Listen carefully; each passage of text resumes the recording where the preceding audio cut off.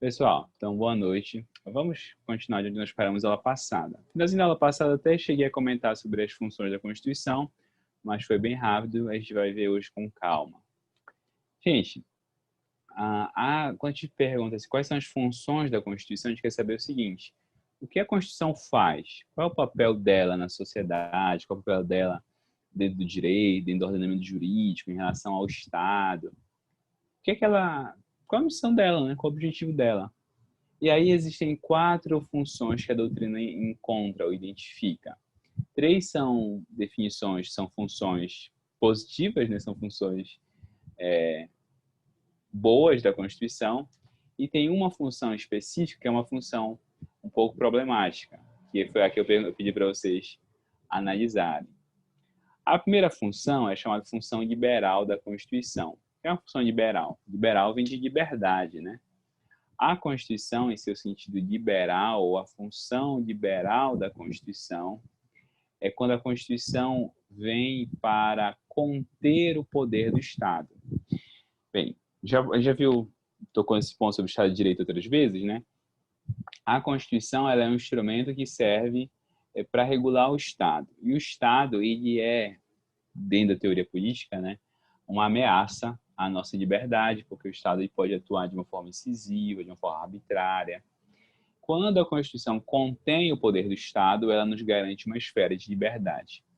Canutilho, que é um grande autor português, ele vai dizer o seguinte: o que caracteriza o Estado de Direito é essencialmente essa esfera de liberdade que ele nos traz.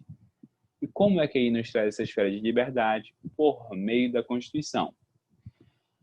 Toda a Constituição em um Estado de Direito está preocupada com a garantia da liberdade, tá bom? Professor, na ditadura. Na ditadura a gente vai ver que não é uma Constituição de verdade, é uma Constituição meramente retórica, a gente vai chamar ela daqui a pouquinho, a gente vai ver, de Constituição semântica. É uma Constituição que não pretende mudar nada na realidade.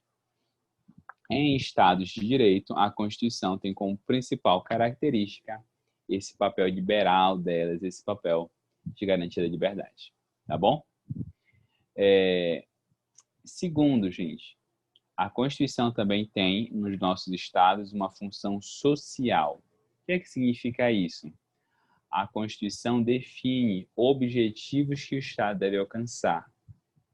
Ela traça metas para que o Estado realize, então, para que o Estado tome providências em certas áreas, em certos assuntos. Visando o quê, professor? Visando o que a gente chama de igualdade material ou igualdade de condições. A igualdade, vocês vão ver com calma no Constitucional 2, o conceito de igualdade, os tipos de igualdade, enfim. Aqui eu quero só definir o seguinte: existem 2 tipos básicos de igualdade: a igualdade formal e a igualdade material. A igualdade formal é a igualdade perante a lei, aquela igualdade de o Estado vai tratar todo mundo igual. O Estado não vai ter privilegiados, o Estado não vai perseguir ninguém, o Estado vai tratar todos segundo o mesmo parâmetro, igualdade formal. A igualdade material, igualdade de condições, é uma igualdade perante o Estado, ou uma igualdade, a gente chama de igualdade por meio da lei. Boa noite, Marcos. Essa igualdade é o Estado criando condições para que aquela desigualdade que existe na realidade seja superada. Então, que as pessoas tenham acesso, a gente vai dizer, a certas posições ou a certas condições mínimas. Por exemplo, acesso à educação, acesso ao mercado de trabalho, acesso à liberdade nas suas escolhas, e por aí vai. O Estado, para conseguir assegurar esse acesso real, não é um acesso formal, não é um acesso meramente teórico, mas é um acesso real a essas condições, ele tem que propiciar certos serviços, por exemplo, serviços públicos, serviços essenciais como educação, saúde, acesso à moradia, alimentação. Essas missões que a Constituição fixa para o Estado promover, nós chamamos de igualdade. Pessoal, só não esqueça de desligar o microfone. Nós chamamos de igualdade material.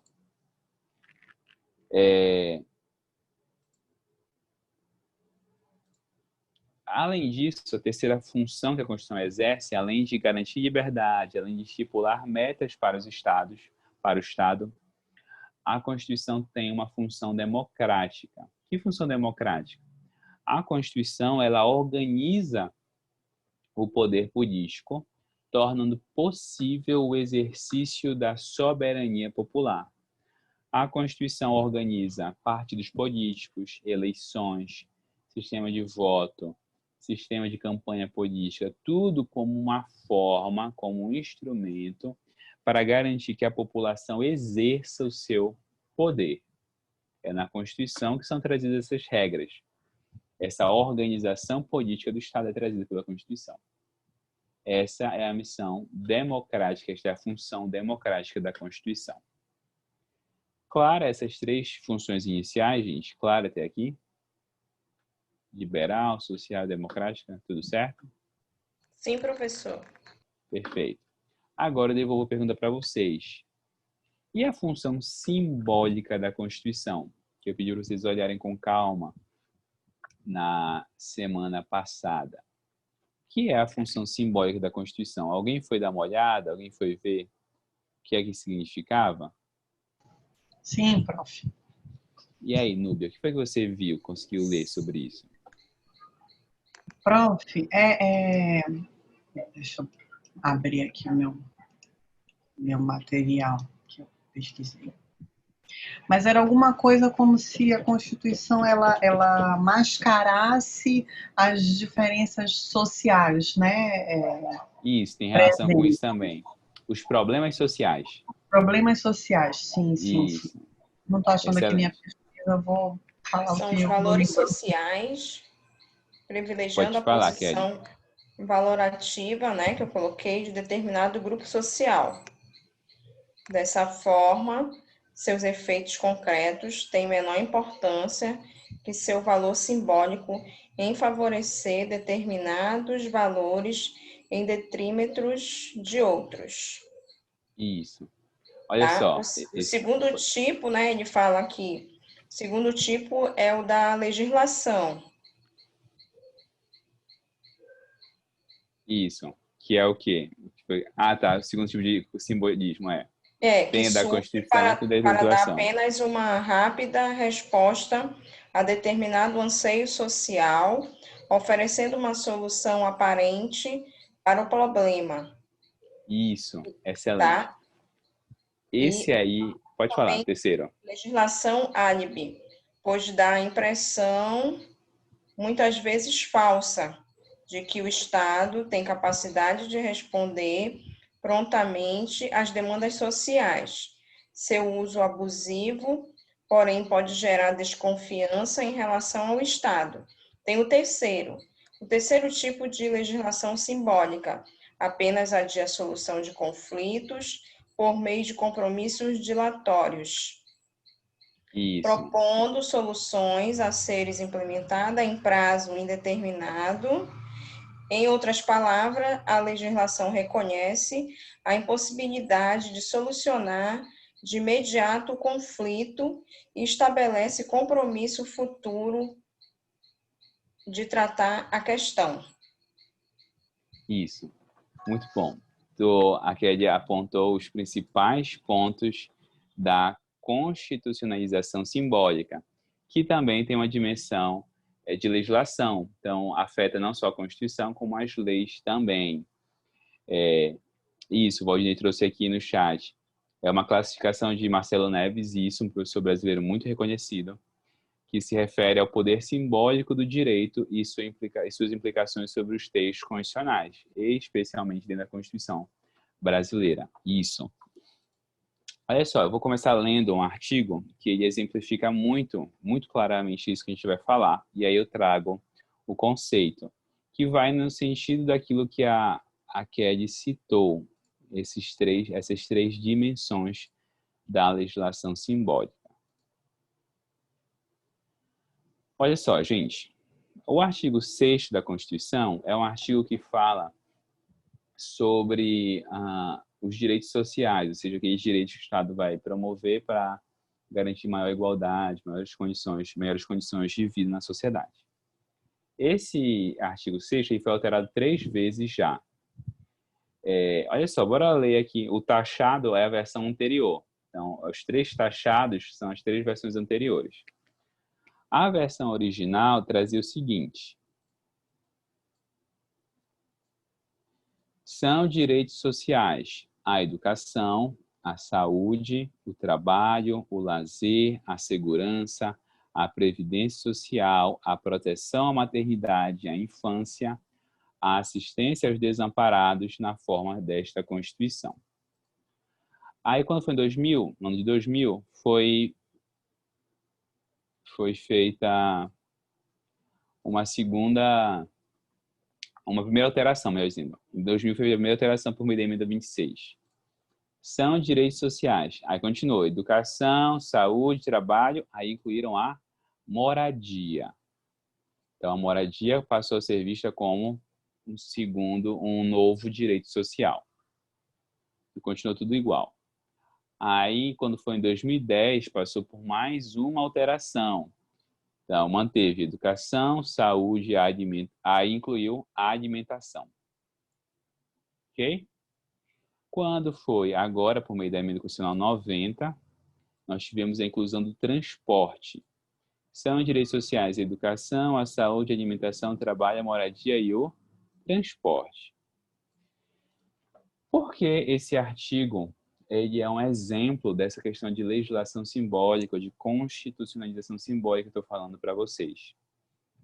É o seguinte, bora pegar como exemplo a emenda 64 de 2010. Então tá, em algum momento de 2010 foi aprovada uma emenda que tornou a alimentação um direito social, ou seja, um direito que deve ser garantido pelo Estado e promovido dentro da sociedade. Gente, aí vem uma pergunta para vocês. Tinha pessoas passando fome no Brasil naquela época, obviamente. Quando saiu a emenda? Saiu a emenda, pá, a partir de agora é um direito social a alimentação. Mudou alguma coisa na vida dessas pessoas que estavam passando necessidade? A aprovação dessa emenda alterou alguma coisa na realidade delas? Nadinha. Não, professor. Nada, não alterou absolutamente nada. O que é que significa isso? Essa alteração, ela não tem consequência prática nenhuma. Aí a pergunta que você faz, então por que ela foi feita? E o mesmo comentário, gente, eu poderia fazer em relação à moradia e ao transporte. Então, olha só, o Legislativo, o Congresso Nacional, olha só, e a emenda é um processo, alterar a Constituição é um processo trabalhoso, a gente vai ver daqui a algumas aulas, dá um trabalho fazer isso. Então, você tem que ter 1/3 dos parlamentares para discutir, vai passar por um monte de comissão, vai ser votado 2 vezes na Câmara, 2 vezes no Senado, por 3/5 dos votos, para fazer uma alteração dessa. Olha só o quanto de força mobilizou para conseguir isso. E vocês me disseram, de forma muito real, muito realista, que isso não mudou nada na vida das pessoas. Sim, não mudou nada mesmo. Mas agora consta na Constituição. E é isso que o professor Marcelo Neves vai destacar. A legislação simbólica, ela é um problema, é uma função que a Constituição tem, mas é uma função problemática. Por quê? E aí eu vou reunir aqueles 3 elementos que a Kelly citou para vocês. Cadê? Opa. Agora. Primeiro, gente, o que é que a Constituição simbólica faz? A primeira coisa que ela faz é confirmar os valores sociais. Como assim confirmar os valores sociais? A Constituição, ou uma emenda ou a legislação, ela vai dizer, realmente, eu concordo com vocês. Então, bora pegar um exemplo lá da alimentação. As pessoas dizem, olha, a situação da alimentação no Brasil é problemática, existem muitas pessoas que não têm acesso à alimentação, ou têm uma alimentação precária. E aí a sociedade começa a pressionar e começa a surgir um problema social, uma demanda social. A sociedade pressiona, pressiona, pressiona. E aí o legislativo diz, olha, eu concordo com vocês. Ou seja, ele faz um gesto de confirmação dos valores sociais. Ele reconhece, opa, reconheço, é verdade, vocês têm razão. Isto é uma necessidade social. Eu reconheço isso. Então, olha só. Por meio da emenda que incluiu a alimentação, moradia e o transporte, por exemplo, como direitos sociais, o Estado disse, olha, eu reconheço que esta é uma necessidade social. Eu reconheço isso. E aí, segundo gesto, o Estado vai dizer, eu estou tomando providências.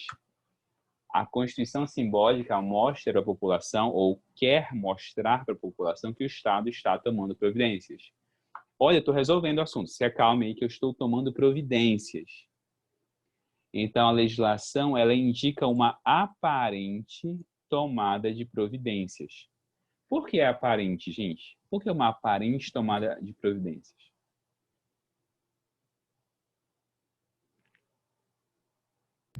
Porque efetivamente você não trouxe nenhuma solução, por exemplo, para problemas de moradia, para problemas de fome, essas mazelas sociais que foram incluídas ali, elas não foram de fato assistidas pelo governo.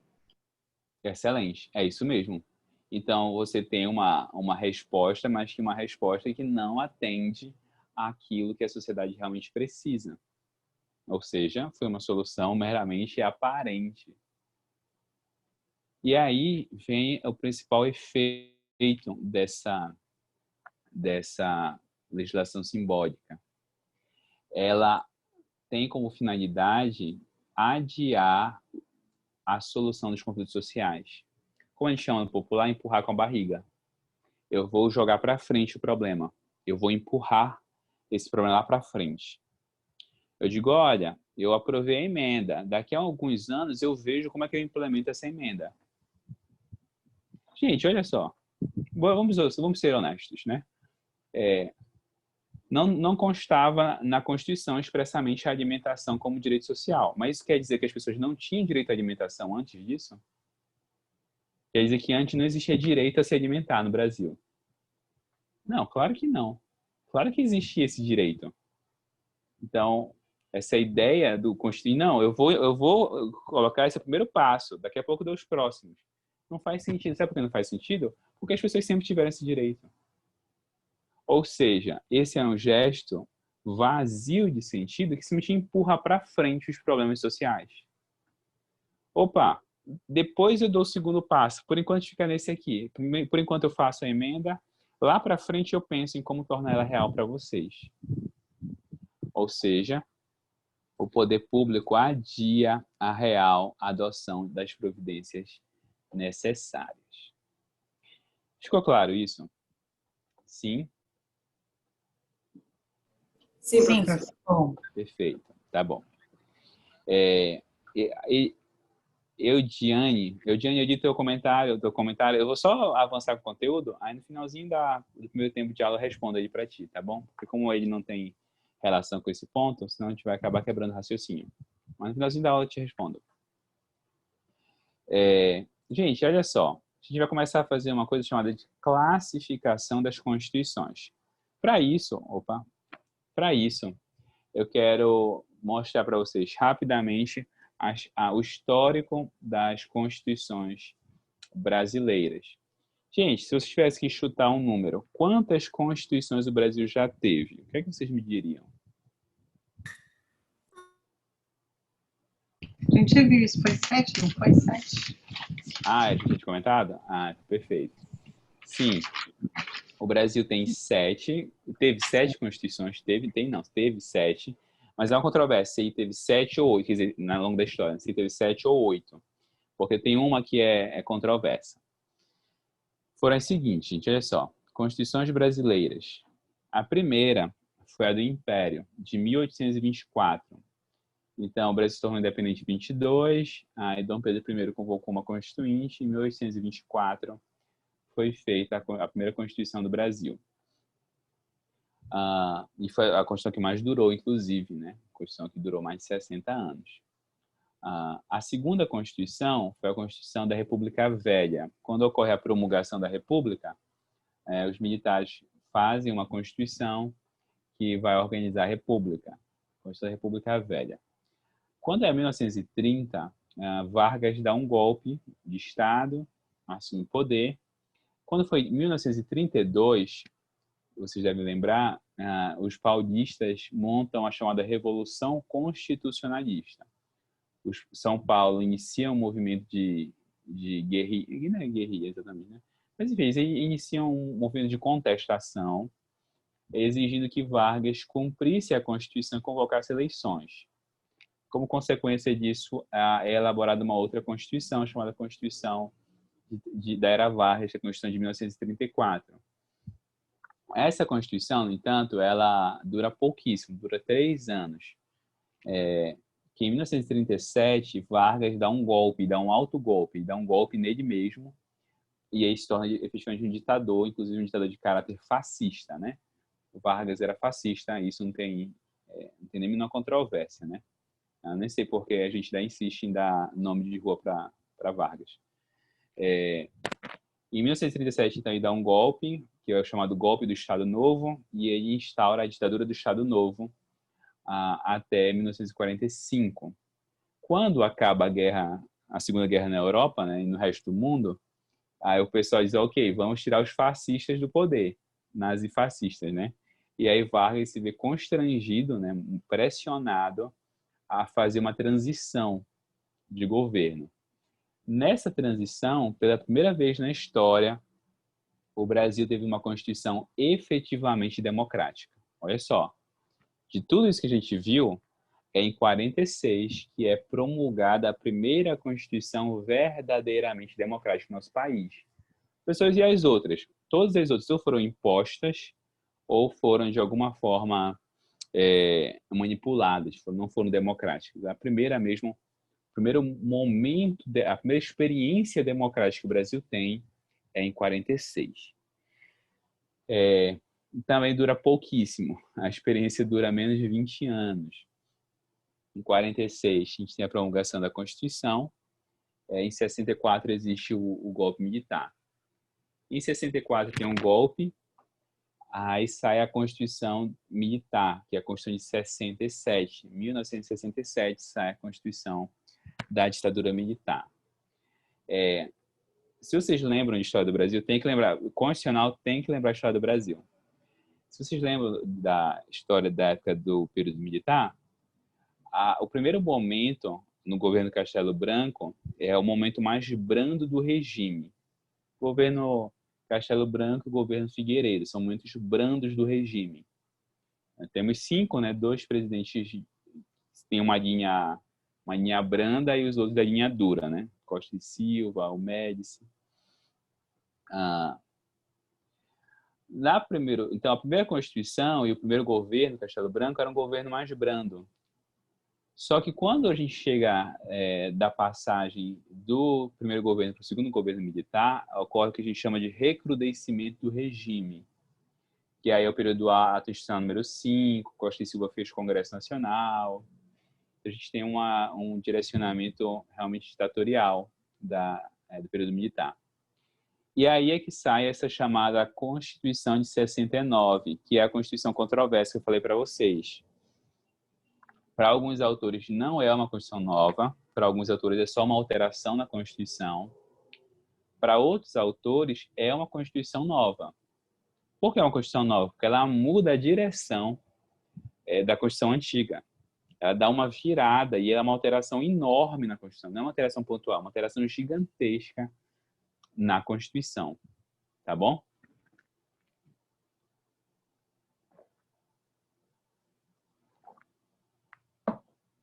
Quando é 85, a gente tem o retorno do governo civil. Essa Constituição da ditadura militar, só me esclareça aqui. A gente pode dizer que essa Constituição ela tem essa validade, porque assim, o que eu entendo de Constituição é que é algo que seja democrático, né? Mas o período não necessariamente, não necessariamente, não. A Constituição democrática é o ideal de Constituição, é o melhor modelo de Constituição. Mas a Constituição, a gente vai ver isso com calma, a gente vai falar de poder constituinte. A Constituição, ela é essencialmente um ato de força, ou seja, ela é uma manifestação de autoridade. Claro, em Ah, um país democrático, a força, a autoridade vem do povo.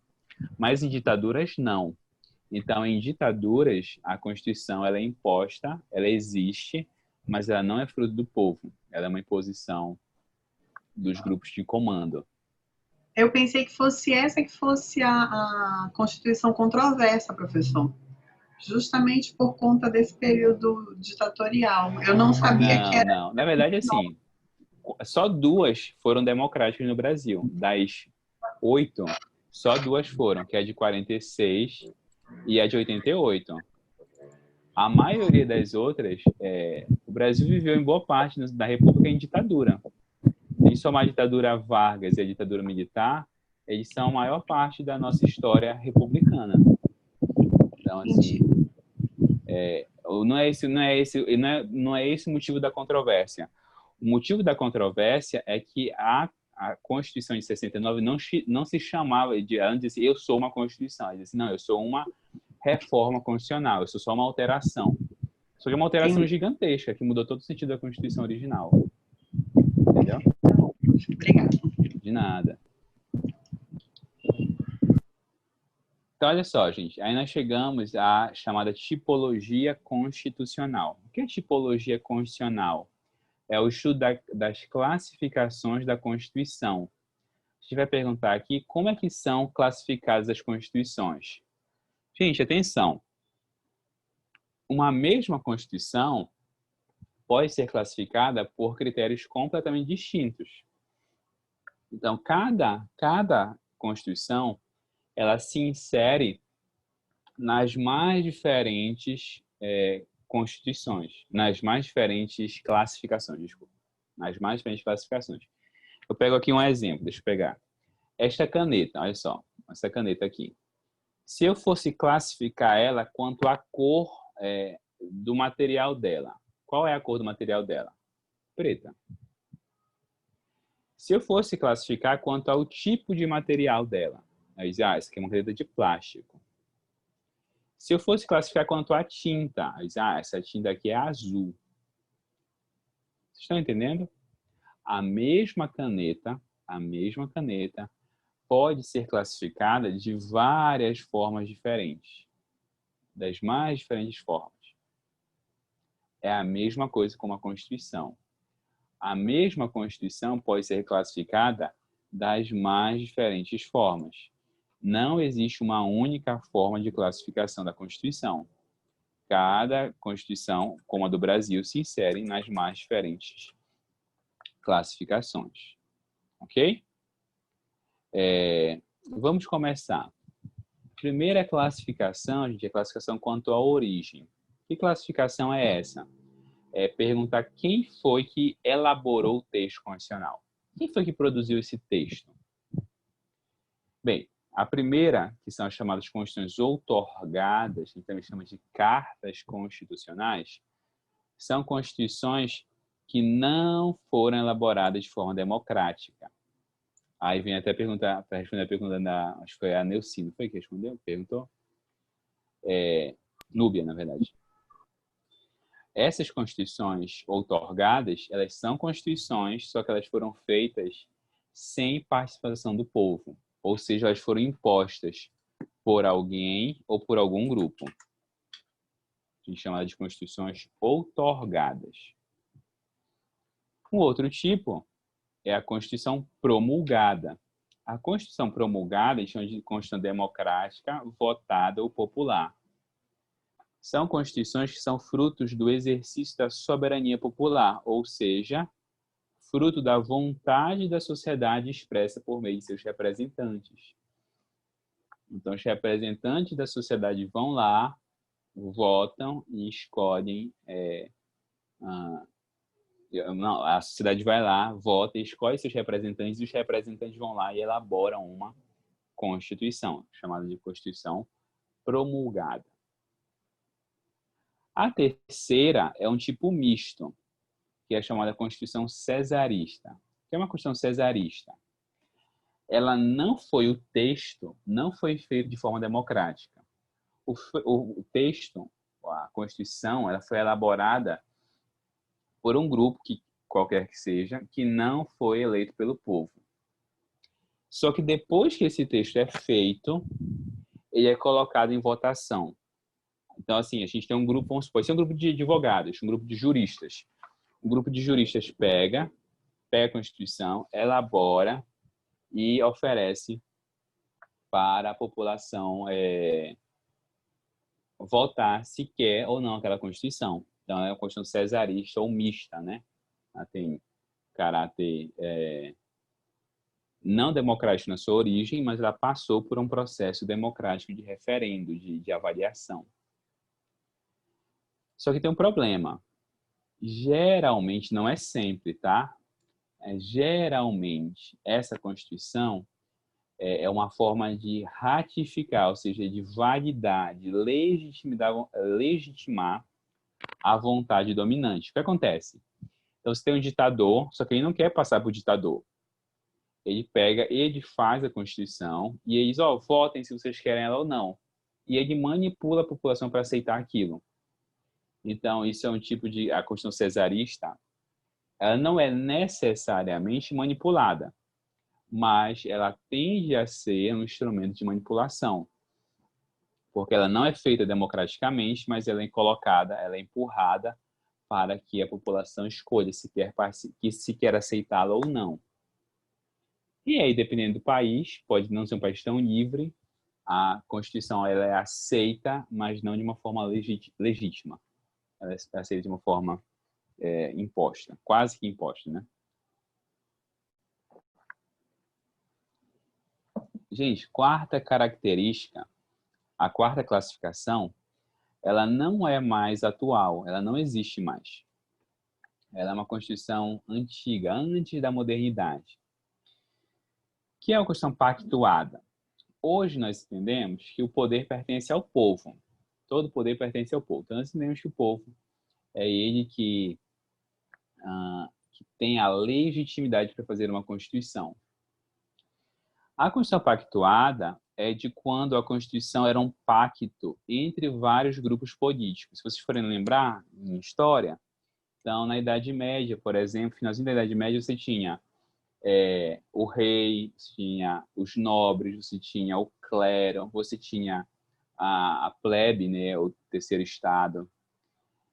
E a Constituição era fruto de um pacto, de um acordo entre esses grupos. Então, era para tentar harmonizar, pacificar a sociedade, você fazer um acordo entre esses grupos. É o caso, por exemplo, da Magna Carta, lá na Inglaterra, de 1215, que é um pacto entre a nobreza e o rei. Hoje, como a regra é que o poder pertence apenas ao povo, não existem vários núcleos de poder, mas apenas um, o povo, então essa Constituição ela perdeu sentido, tá bom? Esse modelo ele não faz sentido hoje. Gente, das 4 classificações, em qual delas se insere a Constituição de 88? Outorgada, promulgada, cesarista ou pactuada? Promulgada. Promulgada. Excelente. A Constituição de 88 é uma Constituição promulgada. Opa.